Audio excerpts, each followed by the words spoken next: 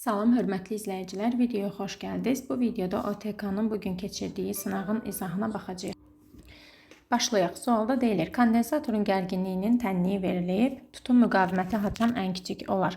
Tutum müqaviməti XC-dir, 1 böl omega C-dir. Gördüyümüz kimi tutum müqaviməti omega ilə tərs mütənasib asılıdır. Ən kiçik olması üçün omeganın ən böyük qiymətini götürməliyik.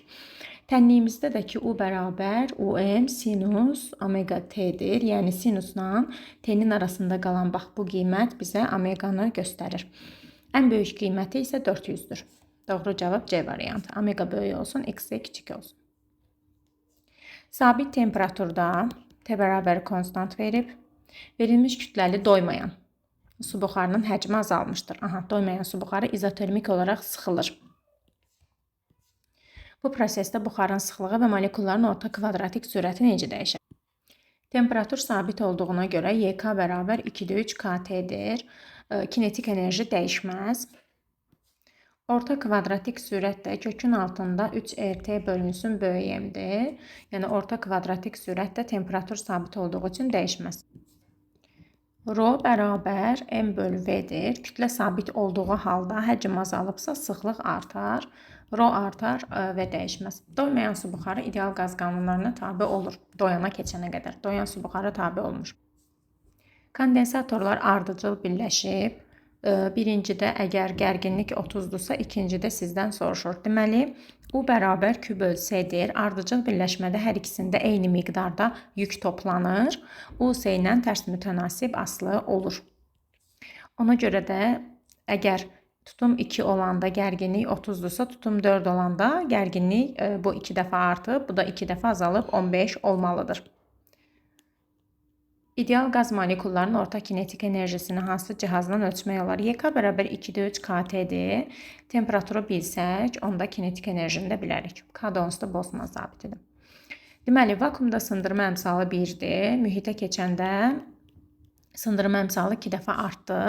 Elektromaqnit dalğasının məlumdur ki, bir mühitdən digər mühitə keçəndə, deməli, tezliyi ilə periodu dəyişmir. Sürət və dalğa uzunluğu isə sındırma əmsalı dəfə azalır. Ona görə də dalğa uzunluğu 2 dəfə azalır. Doğru cavabdır. Bir-birinə paralel qoyulmuş 2 turmalin kristalının simmetriya oxları arasındakı bucaq 60 dərəcədir. Bucağı necə dəyişmək lazımdır ki, sistemdən keçən işığın intensivliyi 0-a qədər azalsın. Yəni, keçməsin. Yaxşı. Məlumdur ki, onların arasındakı bucaq 0 dərəcə olmalıdır. Yəni, 90 dərəcə olanda işıq keçməyəcək. Baxın, keçmir. Paralel olanda keçir, perpendikulyar olanda yox. 0-a qədər azalması üçün bucaq 90 dərəcə olmalıdır. 90 dərəcə. 60 dərəcədirsə, deməli 30 dərəcə artırmalıyam ki, 90 dərəcə olsun. Saatın dəqiqə əqrəbi 3 dövr etdiyi halda T dəqiqə 1 saatdır. 3 dövr etməsi üçün 3 saat vaxt lazımdır. İndi 3 saat müddətində saniyə əqrəbi neçə dövr edər? T saniyə 1 dəqiqədir. 3 saatı da dəqiqəyə çevirsəm, 1 saat 60 dəqiqə olduğuna görə 3 saat olacaq 180 dəqiqə. Yəni 180 dövr edər. İşığın şüşə prizmadakı yolu göstərilmişdir. Şüşə hava sərhədi üçün tam daxili qayıtmanın limit bucağını hesablayın. Alfa 0 istəyir bizdən. Deməli, sinus alfa 0 bölünsün sinus 90 dərəcə tam daxili qayıtma zamanı. Tam daxili qayıtmanın limit bucağını tapmaq üçün burada bilirsiniz ki, normalla 90 dərəcə əmələ gətirir də, sınma bucağı 90 dərəcə olur. Düşmə bucağı da budur. Alfa 0. N2 bölünsün N1-dir. Deməli, bura 42 dərəcədirsə, bura 90 dərəcədirsə, onda bura nə qalır? 90 çıx 42 qalır, düzdür? 90 çıx 42. İndi burada 90 dərəcə verdiyinə görə 90 çıx 42, onda burada 42 eləməlidir də, 90 verməsi üçün. Baxın, bura 42 dərəcədirsə, bura 90-dır, bura qalır 42. 90-dan 42-ni çıxıram, onda deməli, bura qalır 48 dərəcə. Bura 48-dirsə, bura 90 eləyir axı yenə də, səthin normalı ilə. Səthin normalı sətə perpendikulyar olur. Onda burada yenə 42 qalır da. 42 dərəcə olacaq, deməli, limit bucağı. Biz alfanı həmin bu alfa sıfırdan böyük etdikdə isə artıq işıq ikinci mühitə keçmədən birinci mühitə qayıdacaq. Tam daxili qayıtma baş verəcək. Aha, EHQ-nu istəyir bizdən. Delta fi bölünsün delta t. Qarşıda da mənfi işarəsi ilə. Bu da olacaq mənfi 8-dən 2-ni çıxacam. Böləcəm 4-ə. Bu da olacaq mənfi 6 bölünsün 4. Mənfi 1,5. Modulunu istəyir. 1,5. Müxtəlif kütləli 2 peyk yer ətrafında eyni dairəvi orbitdə dövr edir. Peyklər üçün hansı fiziki kəmiyyətin qiyməti bərabərdir? Deməli, sürət V bərabər kök altında Jn bölünsün R-dir. Müxtəlif kütləlidirlərsə onların, amma yox, bu planetin sürəti də onsuz da. Sürətləri eyni olacaq. Ona görə ki, bu planetin kütləsidir. Planet eyni planetdə də, eyni dairəvi orbitdə hərəkət edirlərsə, radius da eyni olacaq. Məsafə də eyni olacaq. İmpuls üçün artıq kütlə var.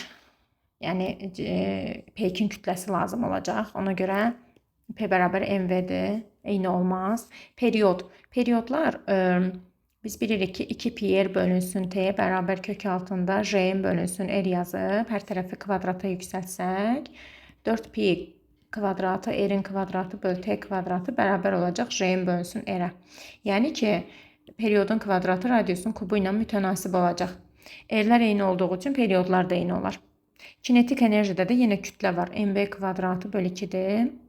Kütlə olduğundan kütlələr fərqli olduğu üçün onlar da fərqli olacaq. Yəni doğru cavabımız 1 ilə 4-dür. Periodu istəyir. T bərabərdir. Deməli, omega bərabərdir 2 pi bölünsün t-dir. T də bərabər 2 pi bölünsün omegadır. Burada da ki, tənliyimiz belədir. X bərabər xm sinus mörtəzidə fi 0 üstəgəl omega t. Baxın, burada 4 pi bizim omegamızın qiymətidir. 2 pi bölünsün 4 pi. Pi'lər gedəcək. 2 bölü 4 o da olacaq 0,5. Deməli, elektrolitlər və qazlar üçün. Yükdaşıyıcılar elektronlardır. Bu qazlara aiddir. Elektrolitdə müsbət mənfi iyonlar var. Volt-amper xarakteristikası xəttidir. Deməli, i-nin U-dan asılılığı elektrolitlər üçün bu şəkildədir. Amma i-nin U-dan asılılığı qazlar üçün necədir? Belə doyma cəryan şiddətinə çatır. Sonra belə bir şey müstəqil, sonra qeyri-müstəqil, müstəqil. Belə bir qrafik olur. Qeyri-xəttidir və volt-amper xarakteristikası xəttidir. Müsbət mənfi iyonlar isə həm qazlarda var, həm də elektrolitlərdə mövcuddur. Hansı halda sarğacıl cəryan istiqaməti və maqnit qütbləri doğru göstərilmişdir? Deməli, cəryan müsbətdən mənfiyə doğru getdiyi üçün bu artıq səhvdir. Bu D variantı düzdür. E variantı düzdür hələ ki. Bu da səhvdir, çünki cəryan belə getməlidir. Deməli, indi baxaq. NS qütbləri burada yerləşməməlidir, çünki sağ əl qaydası ilə təyin olunur və belə olar. Ya da ki, əksinə N, S belə yerləşər. Deməli, B və D variantlarından hər hansı biri bizim doğru cavabımızdır.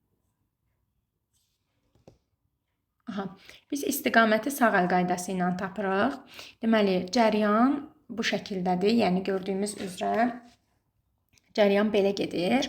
Baş barmağımızın ucu bizə N qütbünü göstərməlidir. Baxın, onda uyğun gəlir, baş barmağın ucu N qütbü olması C variantına uyğun gəlir. Doğru cavab C bəndədir. Hansı qrafik mühərrikin gücü sabit qaldıqda impulsunun dartı qüvvəsindən asılılığını ifadə edir? N bərabərdir A bölü T, F, S bölü T, o da bərabər FV yazsaq, V-ni buradan tapsaq, N bölü F olacaq. Güc sabit qalanda V F-lə tərs asılıdır. İmpulsdakı sürətin qardaşıdır. O da tərs mütənasib asılı olar. B variantı doğru cavabdır. Fi bərabər LI-dir. Verilmiş induktivlikli, yəni verilmiş sarğacın induktivliyi sabit olacaq. Cəryan şiddətini 3 dəfə artırsaq, maqnit hissəli də 3 dəfə artar. Liftin kabinəsində isladan maili kapilyar boru şaquli vəziyyətdədir. Lift necə hərəkət etdikdə buradakı mayenin səviyyəsi sükunətdəki olan liftdəki qədər olar. Deməli, h bərabər 2 sigma bölünsün rho j r-dir. Burada artıq j var. Yuxarı yönəlmiş a təcili ilə hərəkət eləsə, rho j plus a vur r olacaq. Aşağı yönəlmiş a təcili ilə hərəkət eləsə, rho j minus a vur r olacaq. Yəni ki, təcil olmasın. Bərabər sürətli hərəkət olsun. Yeyinləşən olmasın. Bərabər sürətli olsun. 1, 3 doğru cavabdır.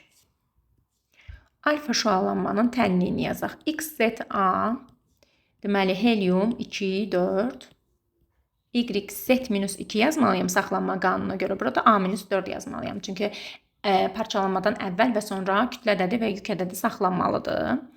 Nüvənin yük ədədi 2 vahid artır, səhvdir, azalır. Z-2. Yük ədədi Z-dir.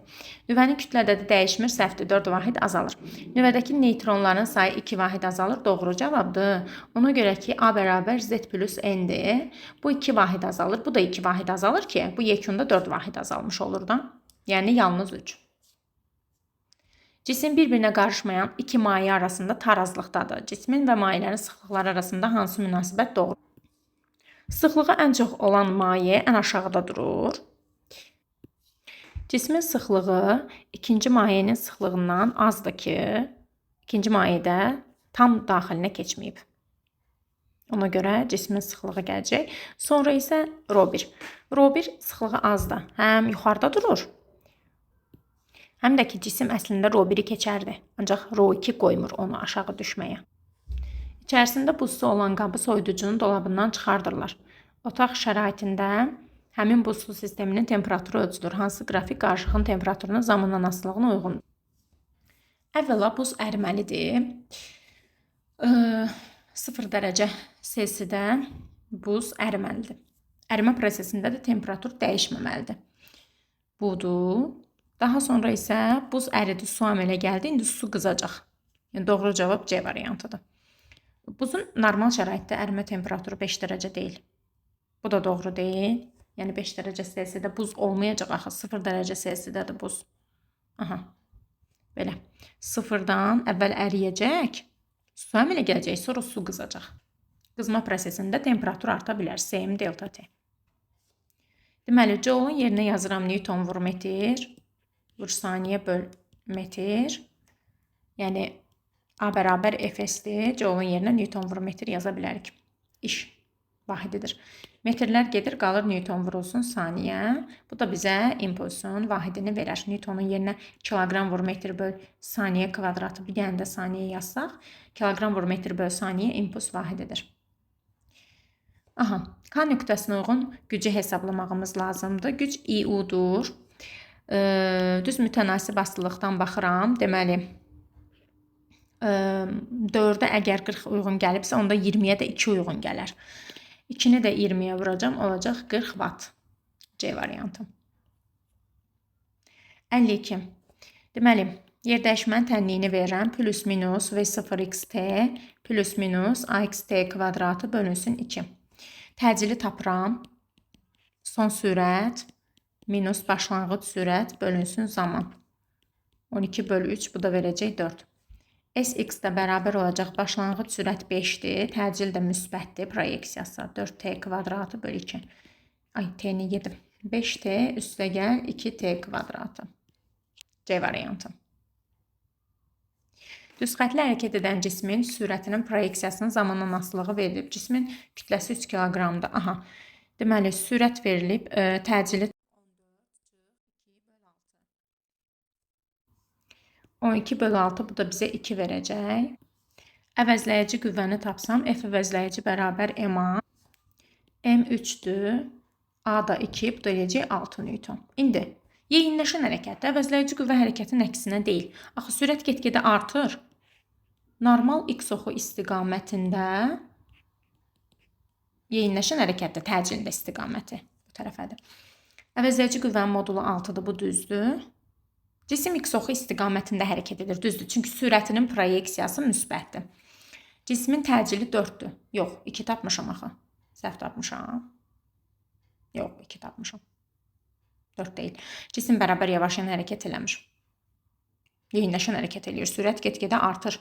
2-dən olub 14-ə. 2 və 3 doğru cavabdır. Üfüqi səthdə 4 kq kütləli cismə Üfüqi istiqamətə 32 Newton qüvvə təsir edir. Demir ki, o tərəfədir. Yoxsa istiqamətindədir, yoxsa əksinədir. 4 kiloqram kütləli cisimdir. Başlanğıc sürəti 2-dirsə, son sürəti tapın. Sürtünmə qüvvəsi nəzərə alınmır. Cisim 12 metr məsafə qət edir. Sürtünmə qüvvəsi nəzərə alınmırsa, bu cismə bir dənə qüvvə təsir edir. Üfüqi müstəvidə. 32 Newton. İstiqamətini verməyib ama. Son sürəti tapın. Deməli, başlanğıc sürət var. 2 metr böl saniyədir, son sürəti tapın. Təcili tapın. 32-ni bölüm 4-ə eləsin 8. 8 verdi mənə. 12 metr məsafə qət edir. Onda yazım S bərabərdir. Sadəcə olaraq yeyinləşən hərəkət edir, yoxsa yavaşlayan? Heç nə demədiyi üçün yeyinləşən götürəcəm onda. V kvadratı çıx V0-ın kvadratı bölünsün 2A ilə tapa bilərəm. 12 bərabər olacaq. V kvadratı çıx V0 2-dir. Kvadratı böl 2 vur 8. Buradan V-ni tapıram. V də olacaq 14 metr böl saniyə. Deməli, sualda deyilir, dartı qüvvəsi 480 Newton olan elektromobil 10 metr böl saniyə sabit sürətlə hərəkət edir.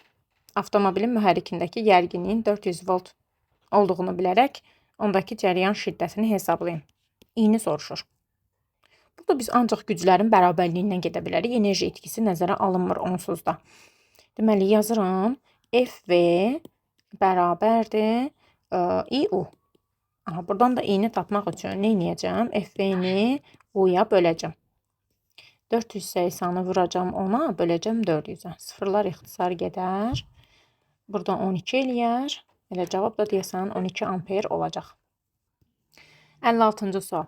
Deyir ki, üfüqi yolda hərəkət edən cismin tormoz müddətinin başlanğıc sürətdən asılılıq qrafiki verilmişdir. Sürtünmə əmsalını hesablayın.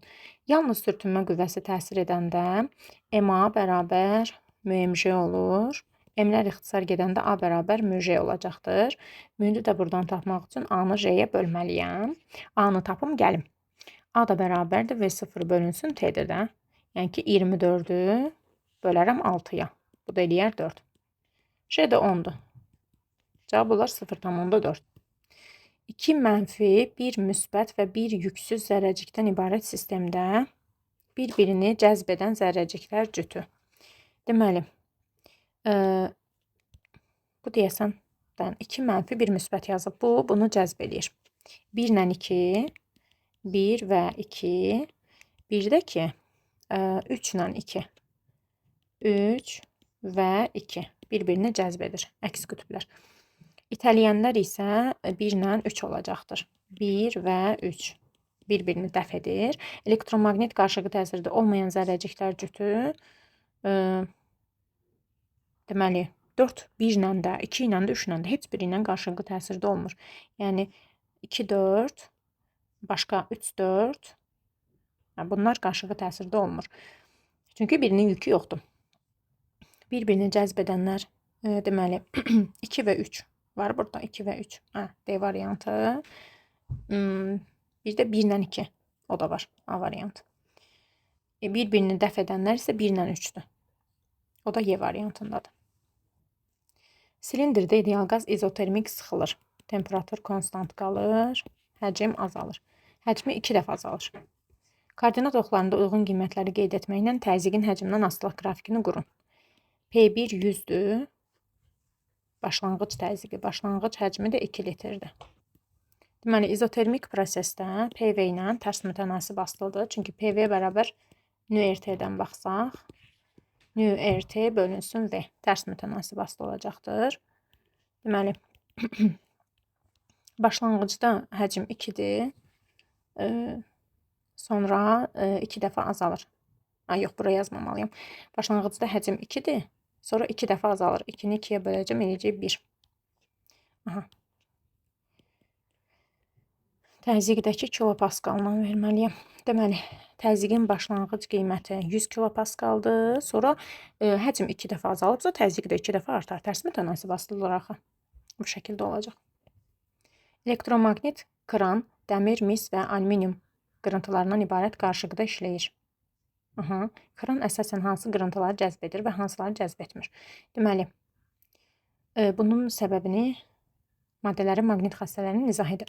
Maqnit nüfuzluğuna görə 3 qrupa bölürük maddələri. Ferromaqnitlər, diamaqnitlər və paramaqnitlər. Deməli, ferromaqnit maddə dəmirdir. Bu yaxşı cəzb olunacaq. Diamaqnit misdir. O heç cəzb olunmayacaq. Paramaqnitdə alüminiumdur, o da zəif cəzb olunacaq. Arasındakı məsafə 5 sm olan iki üfüqi vəziyyətdə yerləşmiş paralel lövhə arasında elektrik sahəsi yaradılmışdır. Deməli, damcı sükunətdədirsə, aşağı doğru onun mc ağırlıq qüvvəsi var, yuxarı doğru da elektrik qüvvəsi təsir edəcək ki, sükunətdə qalsın və tarazlıq halında QY mc-yə bərabər olmalıdır. Və deməli, yuxarı doğru cəzb olunursa, özü yükü müsbətdirsə, yuxarı yəqin ki, mənfidir, aşağıda müsbətdir. Ona görə yuxarıya cəzb olunacaq. Deməli, Q, Y-nin də yerinə U bölü D yazacağım, bərabər eləyəcəm MC-yə. D-ni də onsuz da bilirik, veriblər. Gərginliyi tapmaq üçün bu tənlikdən istifadə edəcəm. U bərabər olacaq MCD bölünsün Q. Qiymətlərə baxaq. Deməli, 2 milli 10 üstü mənfi 3'dür. Bir də qramı da çevirsəm, o da 10 üstü mənfi 3 kiloqramdır. J 10'dur. D məsafəsində 5 sm veriblər. Metrə çevirdim. Yükdəki 4 nano 10 üstü mənfi 9'dur.